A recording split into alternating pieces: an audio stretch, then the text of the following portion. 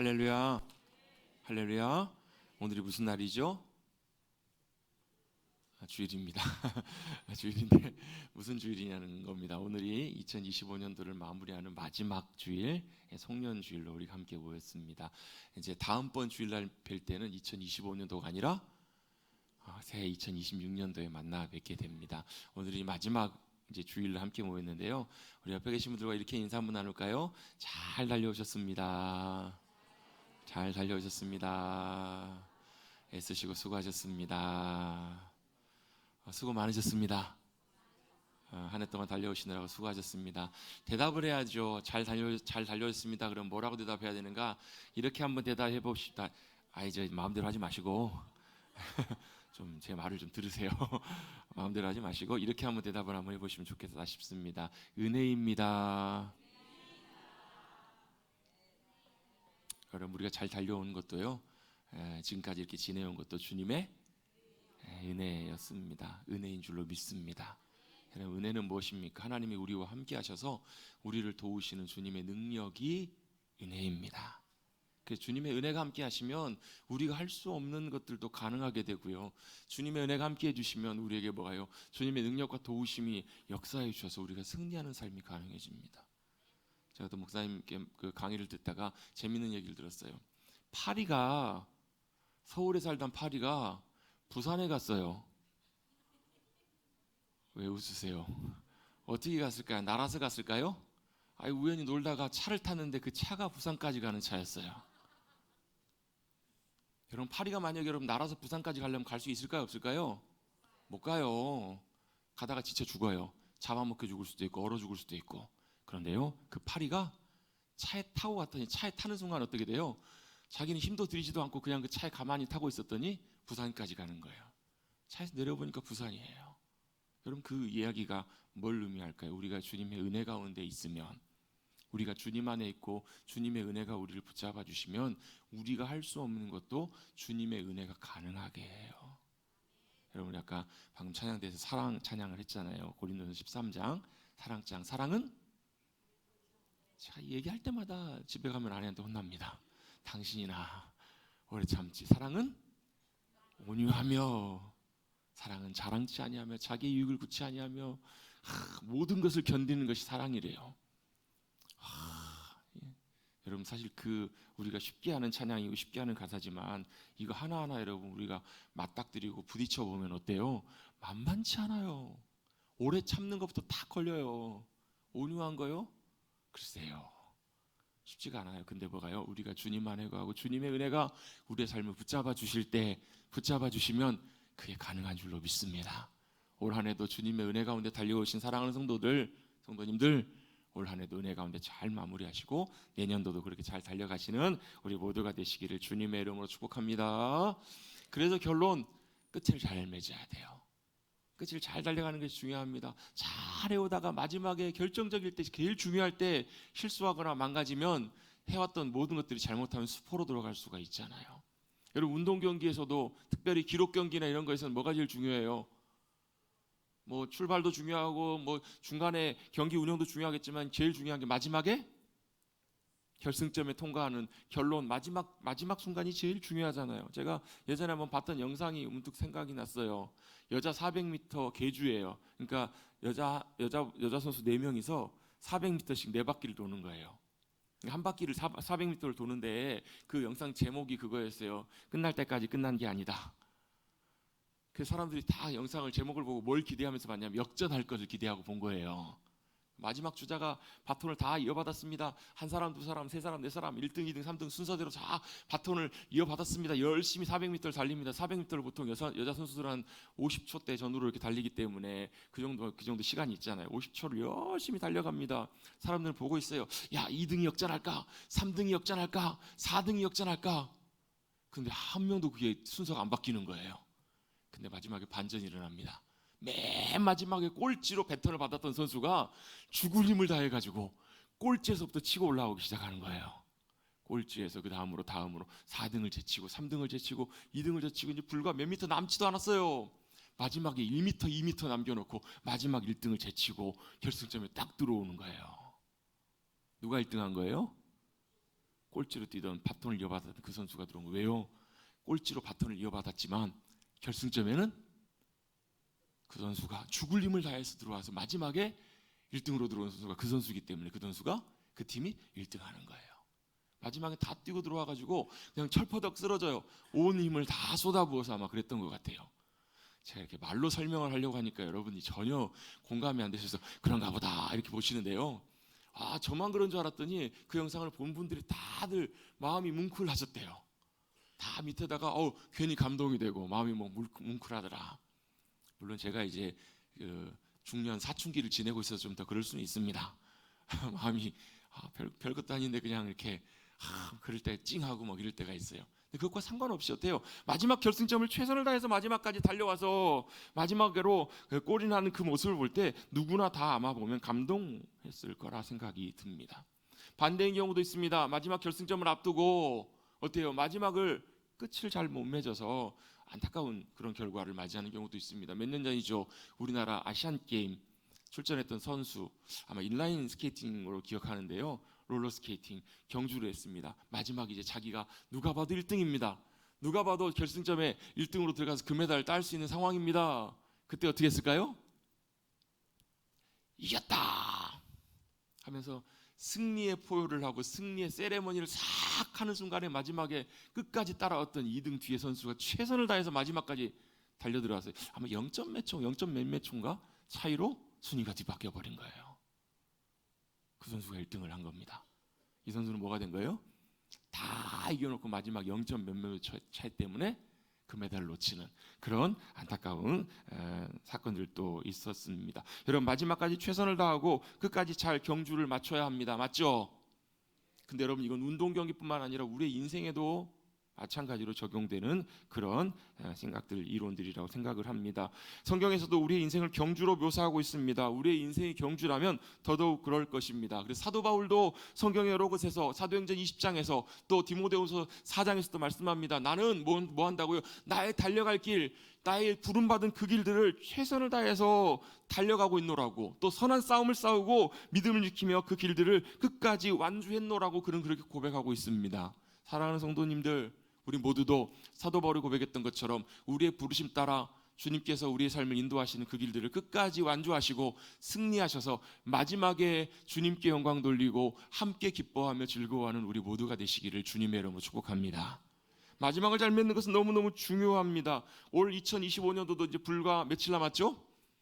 3일 남았습니다. 모르셨어요? 아무 생각이 없으십니까? 불과 3일 남았습니다. 여러분이 3일 남은 2025년도도 하나님의 은혜 가운데 잘 마무리하시고 새해도 그렇게 믿음으로 달려가셔서 우리의 인생도 언젠가 주님 부르셔서 우리의 인생이 끝날 때도 마지막 그 순간에도 승리하시는, 별로 원치 않으시나 봐요. 승리하시고 끝에 마지막이 가장 영광스럽고 복된 귀한 믿음의 삶, 저와 여러분의 모든 삶이 되시기를 주님의 이름으로 축복합니다. 그럼 문제는 뭐냐면 다 끝까지 잘 달리고 싶어요. 잘 살아가고 싶어요. 근데 어떻게 해야 되냐는 거예요. 어떻게 해야 될까요? 꿀 드셨습니까? 어떻게 해야 될까요? 오늘 성경 본문을 통해서 몇 가지 우리가 마지막까지 달려가기 위해서 또 마지막에 중요한 것이 무엇인지를 좀 살펴보려고 합니다. 우리 읽었던 오늘 본문의 15절 말씀 같이 한번 보도록 하겠습니다. 오늘 본문의 15절에 사도 바울은 에베소 교회 성도들 향해서 이렇게 얘기하고 있습니다. 그런즉 너희는 어떻게 행할지를 자세히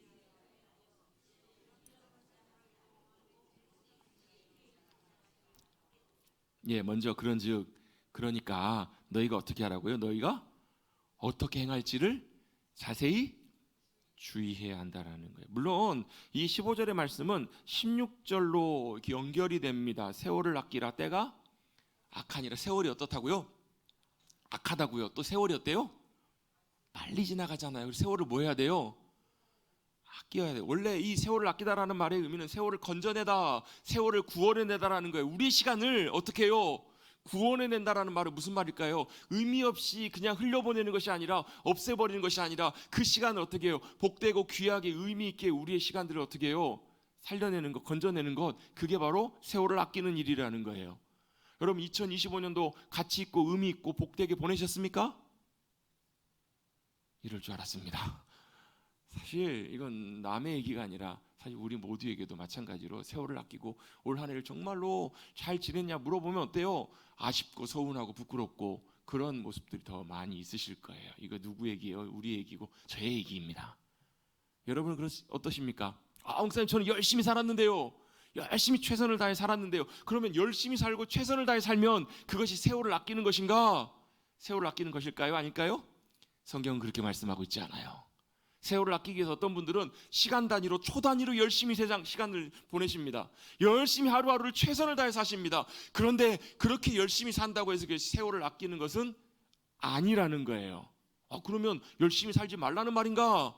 여러분 어떻게 살아야 되는지를 우리가 분명히 알고 살아갈 때 세월을 아끼고 살아갈 수 있어요. 자, 우리 17절 말씀 한번 같이 또 읽어봅니다. 17절 시작.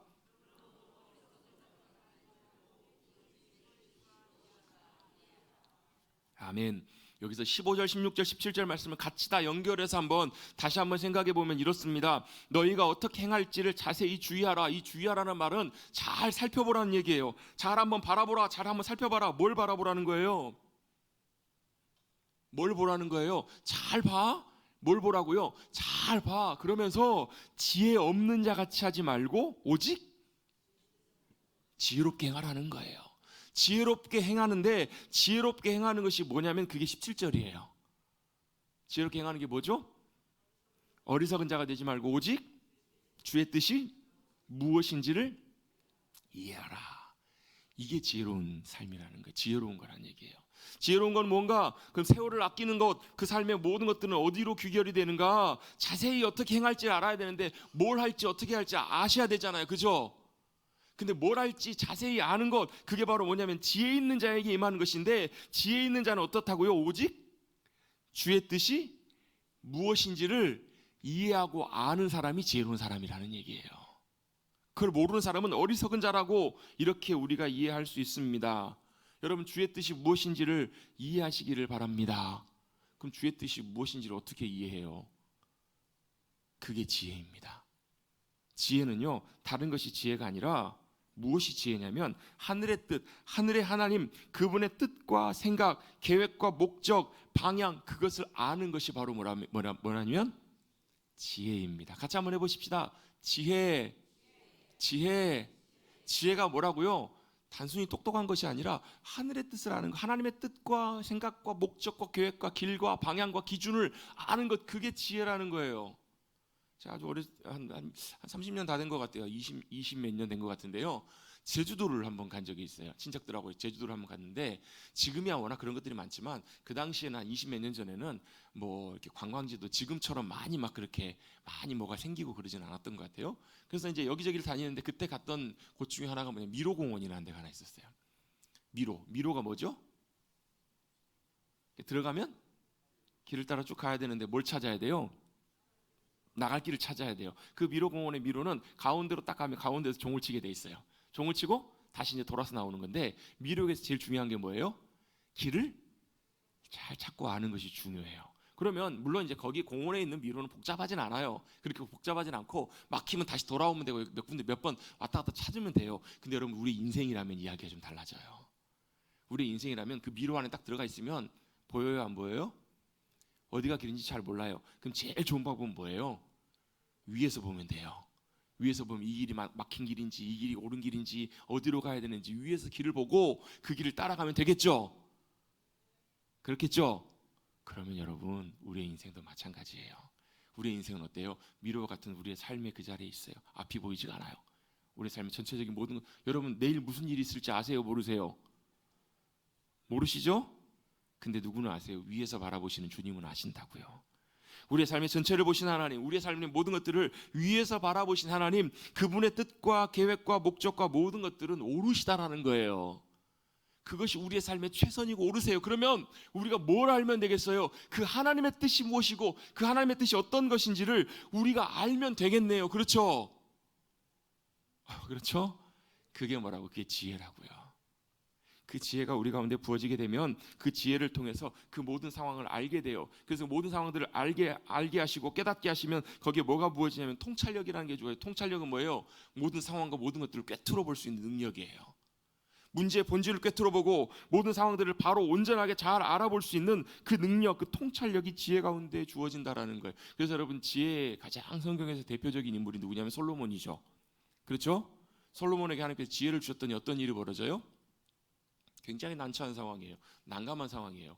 여인들이 2명이 와가지고 이 아이가 서로 자기 아이래요. 지금은 어떻게 하면 돼요? 유전자 검사하면 바로 나와요. 99.9% 누구 아이인지 바로 나오잖아요. 그렇죠? 근데 그 당시에는 뭐 유전자 검사할 수 있겠어요? 뭘 하겠어요? 지문을 확인해 봐요. 뭐 어떻게 해야 돼요? 그때 하나님의 지혜가 임해요. 그래서 그 문제와 상황들을 정확하게 꿰뚫어 볼 수 있는 가장 탁월한 길과 완전한 하나님의 공의를 따라갈 수 있는 그 길들이 솔로몬에게 주어지잖아요. 그래서 정확하게 여러분 생각해 보시죠. 솔로몬의 판결 하나 때문에 어때요? 그 아이의 운명이, 그 엄마의 여러분 인생들이 완전히 달라지잖아요. 혹여라도 솔로몬이 잘못된 판결을 하면 어때요? 그 진짜 엄마는 여러분 얼마나 억울해. 평생을 여러분 얼마나 억울하게 살아요. 뭐가요? 의가, 공의가, 옳음이 무너져 버리는 그런 일들이 일어나게 될 거예요. 그런데 솔로몬에게 하나님께서 주신 지혜로 말미암아 그 문제를 다 꿰뚫어 볼 수 있는, 본질적인 부분을 볼 수 있는 통찰력이 주어지니까 어때요? 문제를 공의롭게 바르게 해결할 수 있는 그런 능력이 그에게서 나타나게 되는 것을 보잖아요. 여러분, 이것이 바로 지혜입니다. 지혜는 무엇인가? 하나님의 뜻을 알게 되는 것입니다. 하나님의 목적과 의도를 알게 되는 것입니다. 그래서 여러분, 우리도 우리의 인생 가운데 뭘 구해야 돼요? 하나님의 지혜를 구하셔야 돼요. 하나님의 지혜를 구하고 뭘요? 그 지혜를 통해서 하나님의 뜻이, 주님의 뜻이 무엇인지를 우리가 알 수 있도록 구하셔야 돼요. 문제를 만났어요. 문제가 해결되는 것보다 더 중요한 게 있어요. 하나님의 의도가 무엇인지, 하나님이 뭘 원하시고 어떻게 하길 원하시는지 그걸 아는, 그 하나님의 뜻과 의도를 아는 것, 그것이 여러분 진짜 중요한 일이에요. 그것을 여러분 알고 믿음으로 나아가셔서 세월을 아끼시고 참으로 복되고 중요한 삶의 걸음걸음들로 나가시는 우리 사랑하는 성도님들, 우리 모두가 되시기를 주님의 이름으로 축복합니다. 그것이 여러분 우리 마지막을 잘 준비해가는 가장 중요한 일 중에 하나예요. 뭘요? 주님의 뜻이 무엇인지를 아는 것. 같이 한번 해보겠습니다. 주님의 뜻이 무엇인지를 아는 것. 그걸 아시기 위해서 뭐 하셔야 돼요? 기도하셔야 돼요. 그걸 아시기 위해서 뭐 하셔야 돼요? 성경을 통해서, 말씀을 통해서 우리에게 말씀하시는 그 음성에 귀를 기울이셔야 된다고요. 말씀과 기도 가운데 주님 앞에 믿음으로 나가는 것, 그래서 그것은 너무너무 중요한 일입니다. 여러분, 기도하시면서 주님의 뜻을 구하십시다.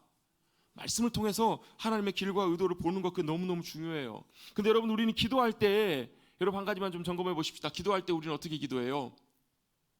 우리의 뜻을 구해요. 우리의 뜻으로 구한다고요. 하나님 이거 주세요. 이거 주세요. 여러분 그것도 우리의 기도일 수 있습니다. 그렇게 기도하셔도 되긴 되는데요. 진짜 중요한 기도의 의미는 뭐냐면 내 뜻을 구하는 것이 아니라 하나님의 뜻을 알도록 주님 앞에 믿음으로 나아가는 것이 기도입니다. 하나님의 뜻이 무엇인지를 알도록 믿음으로 나아가는 것, 이것이 가장 중요한 기도의 중요한 모습입니다. 이게 여러분 예수님께서 이렇게 보여주신 모습이잖아요. 겟세마네 기도에서, 동산에서 예수님 기도하실 때 어떻게 기도하세요? 아버지, 할 수만 있으면 이 십자가를, 이 잔을 내게서 좀 치워주십시오. 안 하면 안 될까요? 하나님 너무나 쉽지 않습니다. 너무나 고통스럽습니다. 이거 좀 제거해 주시면 안 될까요? 하나님 앞에 그렇게 기도하고 나가요. 그런데 예수님의 기도가 어떻게 나가요? 그런데 나의 뜻대로 마옵시고 아버지의 뜻대로 원대로 되기를 원합니다 라고 기도하세요. 여러분, 그 예수님의 기도는 너무너무나 중요한 기도입니다. 왜요? 예수님이 원하시는 대로 되었다면 예수님이 십자가를 안 지셨으면 이게 문제가 심각해져요. 저와 여러분이 이 자리에 있을 수가 없어요. 하나님 앞에 나갈 수가 없어요. 지금도 양 잡아야 돼요. 그런데 예수님께서 어떻게 해요? 자신의 뜻을 구하시고 그것을 관철시키신 것이 아니라 누구의 뜻을요? 아버지의 뜻, 하나님 아버지의 뜻이 이루어지도록 구하고 기도하였을 때 그 기도를 통해서 아버지의 뜻이 성취되잖아요. 그게 뭐예요? 예수님의 십자가 지심. 하나님의 뜻이 이루어지면서 어떤 일이 벌어져요? 주님이 영광 받으시는, 주님의 놀라운 구원의 역사가 이루어지는, 그래서 온 땅 가운데 주님의 구원이 놀랍게 나타나게 되는 그런 역사와 일들이 일어나게 되잖아요.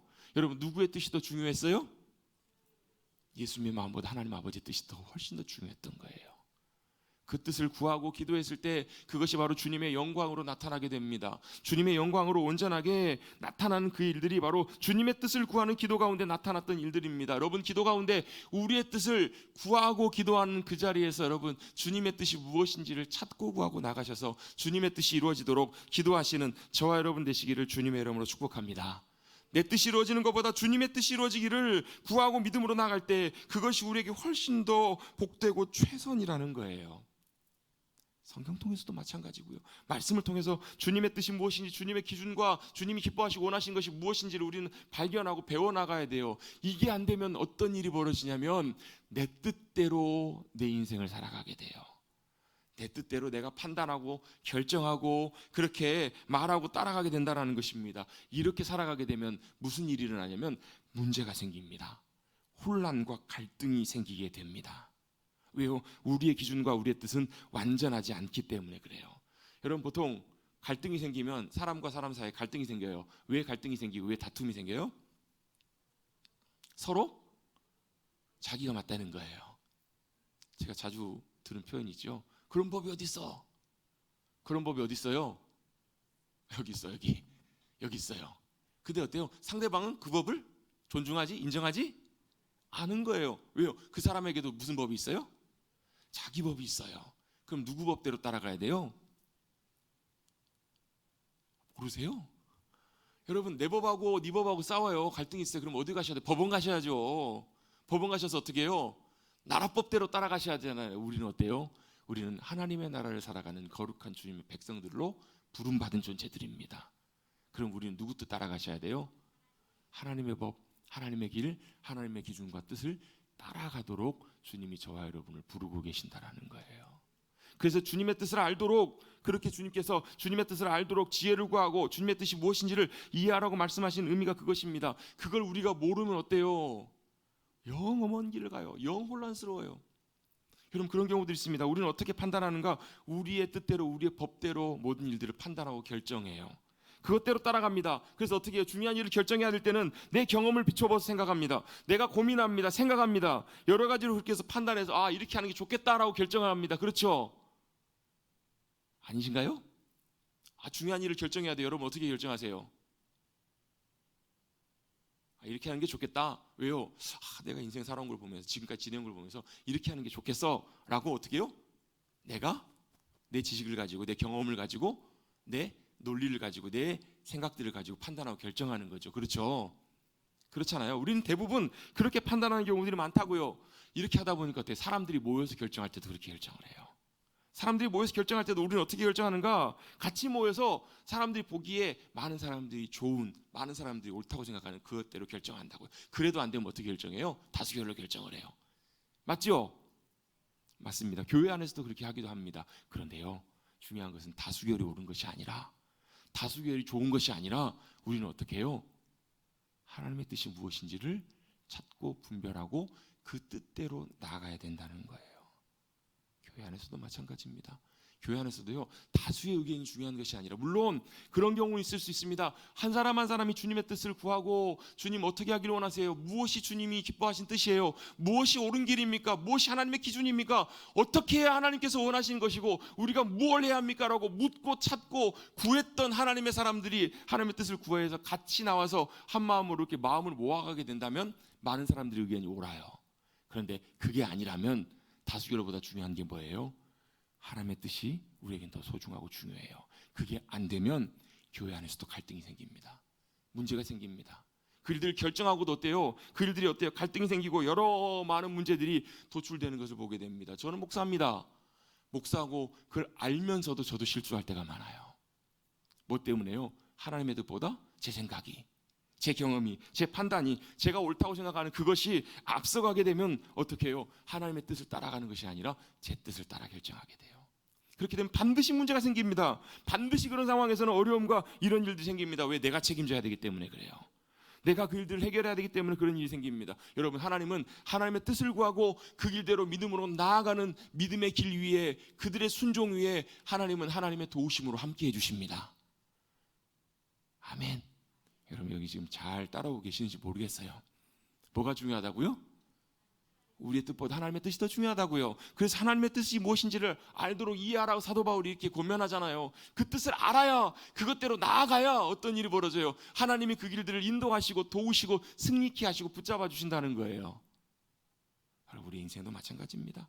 여러분, 우리 인생을 향한 하나님의 뜻, 부르심, 계획, 하나님의 기준, 하나님의 길들을 잘 발견하시고 따라가실 수 있는 사랑하는 성도님들 되시기를 주님의 이름으로 축복합니다.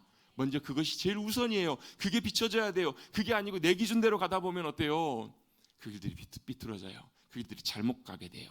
여러분, 그 길들을 믿음으로 잘 깨닫고 발견하며 나가실 수 있는 사랑하는 성도님들 되시기를 다시 한번 주님의 이름으로 축복합니다. 그 다음에 뭘 고면하는가? 18절입니다. 그 다음에 뭐 하라고요? 술 취하지 말라. 이는 방탕한 것이니 오직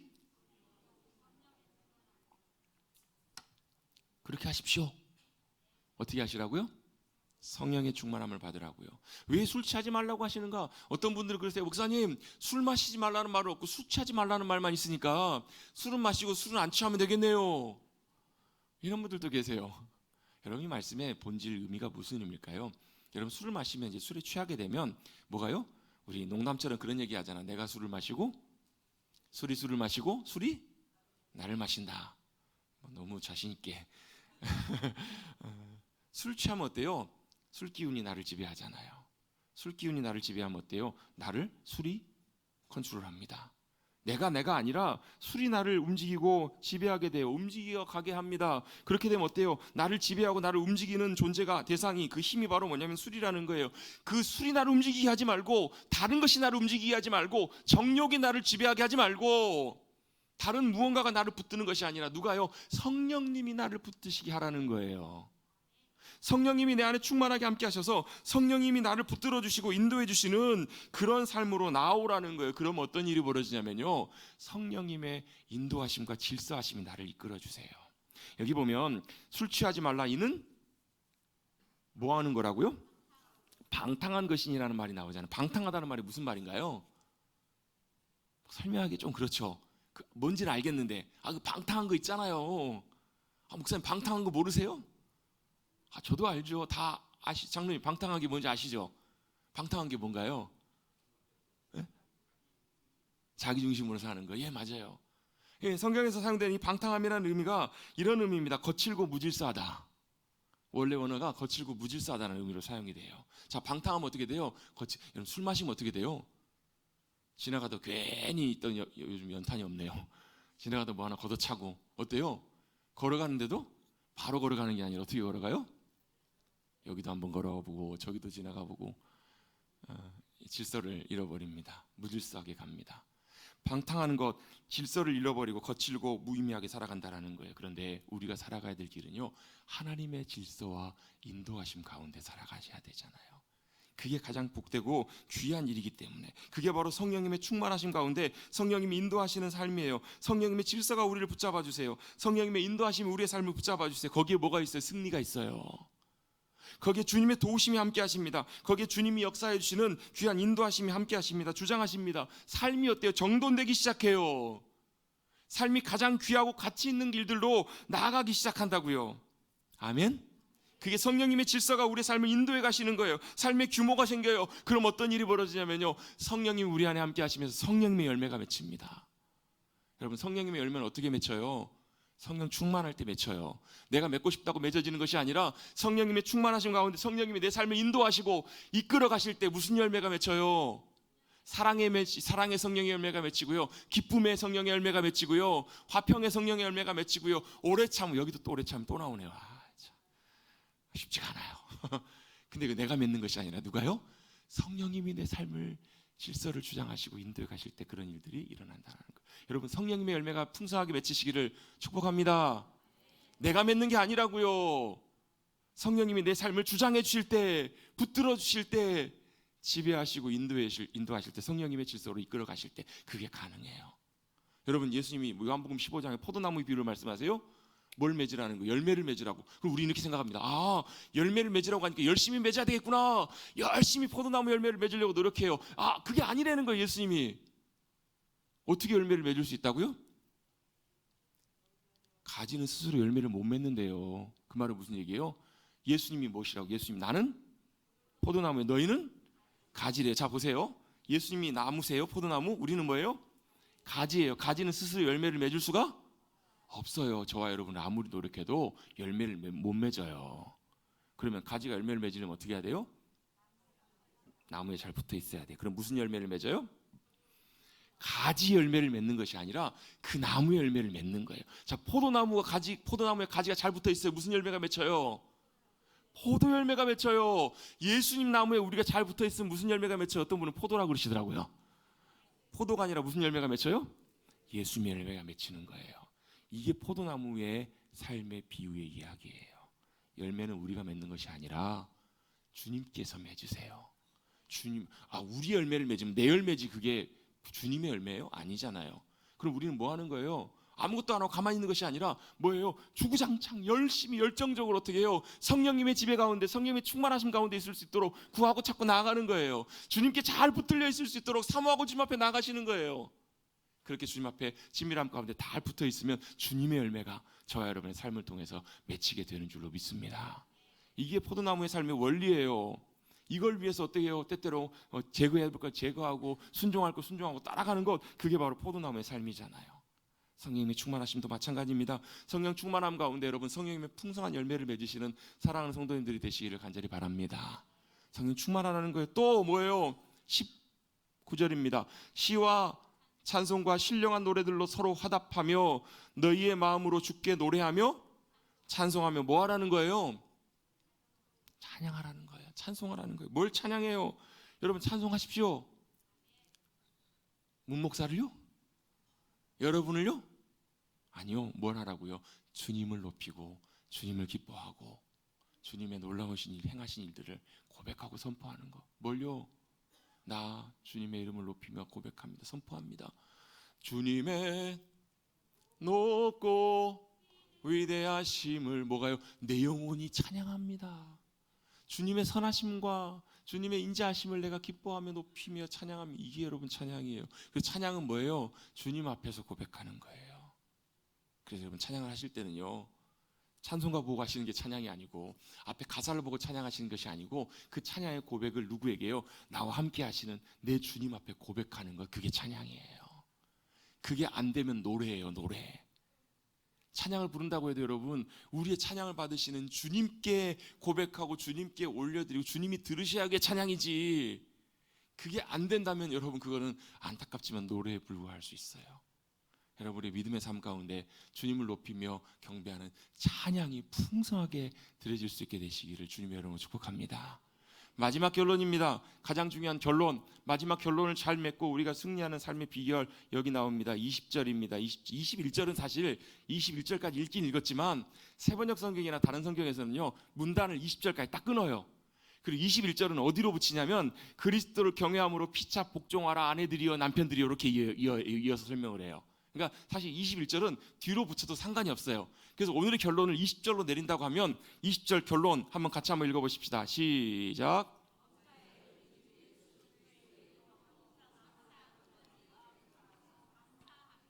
아멘. 뭐 하라고요? 자, 여러분 여러 가지 설명이 되어 있는데 맨 앞에 단어하고요 맨 뒤에 단어만 한번 끊어서 한번 읽어보십시다. 범사에 감사하며. 물론 중간에 우리 주 예수 그리스도의 이름으로 항상 하나님 아버지께, 이것도 중요한 표현이지만 이건 이제 꾸며주고 있는 표현이, 설명해주고 있는 표현이고요. 핵심은 뭐예요? 범사에 감사하라는 명령이에요. 범사에 감사하십시다. 그러면 됩니다. 데살로니가 전서에서도 여러분 항상 기뻐하라, 쉬지 말고 기도하라, 범사에 감사하라, 이는 그리스도 예수 안에서 너희를 향하신 하나님의 뜻이라고 설명하고 있잖아요. 잘 아시잖아요. 그럼 하세요. 하시면 됩니다. 뭐를 그렇게 생각하세요? 범사에 감사하는 거, 그게 여러분 우리 인생의 마무리를 잘하는, 또 모든 상황 속에서 승리하는 삶의 비결이에요. 근데 언제요? 우리는 감사할 때는 감사합니다. 근데 감사할 수 없는 상황에서는 감사하지 못한다라는 거예요. 근데 범사가 뭐죠? 모든 일에, 모든 상황에, 모든 형편에서도 뭐 하라고요? 감사하라고요. 이러면 얘기가 좀 달라져요, 여러분. 감사할 수 없을 때, 도저히 감사가 안 나올 때, 그때도 감사하라는 거예요. 근데 여러분, 이 감사가 참 재밌습니다. 감사가 참 중요하고 재밌는데요, 감사할 수 없는 상황에 도저히 힘들어서 어려울 때 그때 감사하면요, 그 감사가 우리가 정말 그냥 감사할 일 있어서 감사할 때보다, 평범할 때 감사하는 것보다 비할 수 없는 값진 감사가 되는 것 같아요. 그 감사가 정말로 귀한 감사가 돼요. 감사할 수 없는 상황에서, 말할 수 없는 힘든 상황, 감당할 수 없는 상황 속에서도 감사한다라는 것은 뭘 의미하냐면요, 믿음으로 감사한다라는 것인데, 믿음으로 감사한다는 것은 무슨 말이냐면, 그 어려운 상황 속에서도, 말도 안 되는 힘든 상황 속에서도 내가 지금 뭘 바라보면서 감사하는 거냐면, 신실하신 하나님, 선하신 하나님, 그 하나님의 인자하심과 선하신 손길이 내 삶을 붙드시고 그 상황을 주관하고 계신다라는 것을 믿기 때문에 감사하는 거예요. 이게 여러분, 감사할 수 없을 때도 하는 감사입니다. 몇 주 전에 제가 우리 저번에 말씀 묵상 강의해 주셨던 우리 매일성경 이쪽 전북지부 목사님 얘기를 제가 잠깐 드린 적 있잖아요.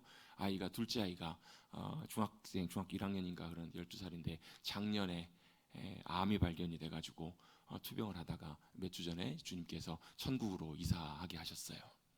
그 아이를 주님께서 불러가셨는데요, 제가 장례식장을 다녀오면서도 뭐라고 위로의 말을 할 수가 없겠더라고요. 목사님은 환하게 밝은 표정으로 맞이해 주시는데, 근데 제가 장례식장에 들렸다 돌아오면서 제가 그때 말씀 나눈 적 있죠. 이 내용들은요, 제가 수요일날 나눴나요? 제가 주일날 안 나눴나요? 주일날 말씀드렸죠. 근데 제가 그런 마음이 문득 들더라고요. 그 상황 속에서도, 자식을 떠나보내야 되는 그 상황 속에서도, 정말로 말할 수 없는 고통과 도저히 감사라고는 할 수 없는 그 상황 속에서도 과연 하나님 앞에 감사할 수 있을까? 여러분이라면 어떠시겠습니까? 근데요, 그럼에도 불구하고 감사해야 되는 이유는 여호와 하나님은 선하시며 그 인자하심이 영원하시기 때문에. 여러분, 우리가 이해할 수 없는 상황을 만날 때에도 하나님은 선하시고 신실하십니다. 하나님이 여전히 하나님의 사랑과 하나님의 자비를 멈추시지 않는, 변하지 않으시는 하나님이심을 믿기 때문에 감사할 수 없는 상황에서도 감사할 수 있는 거예요. 참 놀랍게도 그 감사할 수 없는 상황에 감사하게 되면요, 뭐가 보이냐면 그 주님이 믿음으로 보여요. 도저히 감당할 수 없는 내 눈앞에 펼쳐진 현실과 상황들이 고통스러워서 앞이 안 보일지라도 감사하게 되면 그때부터는 뭐가요? 주님이 보이기 시작해요. 그래서 여러분, 저는 이렇게 표현합니다. 감사는요, 모든 상황에 가장 효과적인 약이라고, 그리고 모든 상황에 모든 문제를 해결할 수 있는 가장 중요한 핵심, 해답이라고요. 여러분, 하나님께서는 우리의 삶을 감사의 삶으로 나오도록 이끌고 계신 줄로 믿습니다.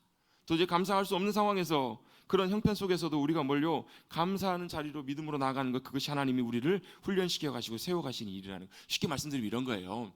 쉬운 상황, 우리의 삶에 평탄하고 좋은 삶, 그거 여러분 좋아요, 싫어요? 좋죠. 여러분, 삶이 평탄하고 일이 잘 되시면 뭐 하시면 돼요? 감사하시면 돼요. 안 하실래요? 할 것이죠. 하실 거죠? 여러분, 좋은 일 생기고 평탄하고 여러분 이러면 감사하십시오.